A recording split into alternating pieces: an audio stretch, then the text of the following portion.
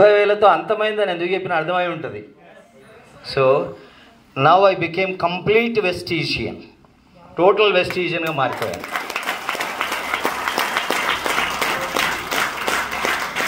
మరి ఇలా మారడానికి కారణాలు మీకు తెలుసు, కానీ నా మనసులో ఆలోచన చెప్తూ ఈరోజు నాకు ఇచ్చినటువంటి సబ్జెక్ట్లోకి వెళ్ళిపోతాను. ఒక 2 minutesలో కంప్లీట్ చేస్తాను నేను.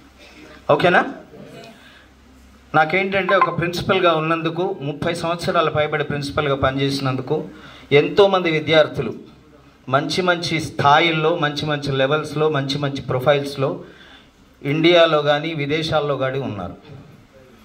ఓకే, కానీ అట్ ద సేమ్ టైం వాళ్ళని చూస్తే ఎంత ఆనందం కలుగుతుందో ఎంతోమంది విద్యార్థులు వెరీ నార్మల్ లైఫ్, చాలా సింపుల్ లైఫ్తో బ్రతుకుతున్నారు. అంటే గొంగడు ఉన్నంతవరకు కాళ్ళు బారజాడుకోవడం తెలంగాణలో చెప్తుంటాం కదా. సో అంతవరకు ఆ బ్రతుకులే అనమాట. వస్తే చాలు, ఈరోజు గడిస్తే చాలు, నెలనాడు మళ్ళీ ఒకవేళ ఉద్యోగాలు చేసినా నెలనాడు వచ్చినటువంటి జీతంతో ఏం ఖర్చులు 2 రోజుల్లో లెక్కలు దేరిపోతే మళ్ళీ అప్పుల కోసం ఎదురు చూస్తారు. సో అలాంటి విద్యార్థులు కూడా నాకు తారసపడుతుంటారు. ప్రతి సంవత్సరము కొంతమంది విద్యార్థులు నాకు కలిసినప్పుడు పర్సనల్గా వాళ్ళ లైఫ్స్ గురించి అడుగుతాం కంపల్సరీ. కానీ ఎవరైతే బాగా చదువుకుంటారో వాళ్ళకి నార్మల్ లైఫ్ ఉన్నప్పుడు చాలా బాధ కలుగుతుంది. ఫస్ట్ బెంచ్ విద్యార్థులు అంటాం వాళ్ళని మా దృష్టిలో. సో ఆ విద్యార్థులు కలిసినప్పుడు ఏం చేస్తున్నారు అంటే, ఏదో నార్మల్ లైఫ్ చెప్తున్నప్పుడు మనకు చాలా బాధ కలుగుతుంది. తల్లిదండ్రులు ఏం బాధపడతారో తెలియదు, కానీ as a principal, as a passionate principal, విద్యా రంగం పట్ల ఇంట్రెస్ట్ ఉన్నటువంటి ప్రిన్సిపల్గా అలాంటి విద్యార్థులను చూసినప్పుడు చాలా బాధ కలుగుతుంది. సో అప్పుడు మరి బాధ తప్ప నేను చేయగలిగింది ఏమీ లేదు. నిజమా కాదా? But when I came in to contact with this వెస్టీజ్లోకి ఎప్పుడైతే జాయిన్ అయ్యానో అప్పుడు ఒక ధైర్యం వచ్చింది. వాళ్ళు అలాంటి విద్యార్థులు వస్తే, ఎలాంటి విద్యార్థి వచ్చినా వెస్టీజ్ అనేటువంటి వండర్ఫుల్ ప్లాట్ఫామ్, అమేజింగ్ ప్లాట్ఫామ్ ఒకటి ఉంది. వాళ్ళ జీవితాలకు ఒక గొప్ప అవకాశం ఇచ్చే అవకాశం నా చేతుల్లో ఉంది.